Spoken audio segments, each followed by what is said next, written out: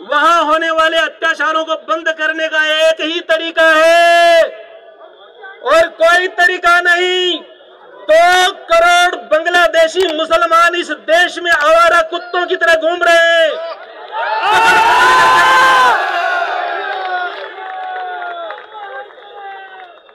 पकड़ पकड़ करके आरती उतारना शुरू कीजिए। जहां भी दिखे, जहां भी कोई रोहिंग्या मुसलमान दिखे, जहां भी कोई बांग्लादेशी मुसलमान दिखे, केवल वही इलाज कीजिए। उसी भाषा में जवाब जब तक नहीं देना चाहोगे, और आप कब तक चुप रहेंगे? आप जानते हो ये जिहादी तत्व अभी चुप क्यों हैं? उनको पता है हमारी संख्या कम है, अभी अगर हम कुछ करेंगे तो ये हमें रौंद देंगे, जैसे गुजरात में रौंदा था। लेकिन 2000 और 2030 और 2040 के बीच में भाइयों, जो आप सोच रहे हो ऐसा कुछ नहीं होने वाला।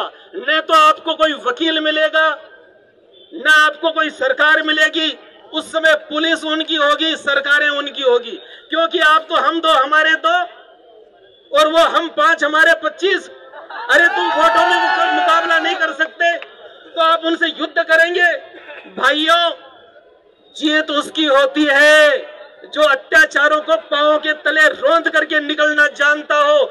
जो जाति, जो समाज अपने ऊपर हुए अत्याचारों का बदला नहीं लेता, वो समाज जल्दी खत्म हो जाता है। आपकी आंखों के सामने 1 करोड़ हिंदुओं को मार करके 2 देश बनाए, आपने आज तक बदला नहीं लिया। पद्मिनी ने 12,000 महिलाओं के साथ जोहर किया, आपने बदला नहीं लिया। कश्मीर से 5 लाख हिंदुओं को मार करके भगा दिया, आपने बदला नहीं लिया। इसी के ये सब परिणाम है। और बदला लेने का परिणाम क्या होता है मैं आपको बताता हूं। गुजरात में इन लोगों ने अपना उत्पात किया, एक ट्रेन जलाई, वहां के हिंदुओं ने मुंह तोड़ जवाब दिया। आज तक किसी कटपीस की औकात नहीं हुई। अगर आप चाहते हो कि आपकी आने वाली नस्लें बचे, आप चाहते हो कि सनातन का वजूद इस देश में बचे, तो एक ही तरीका है, शास्त्र के साथ में शस्त्र उठाना सीखो, और कोई तरीका नहीं है।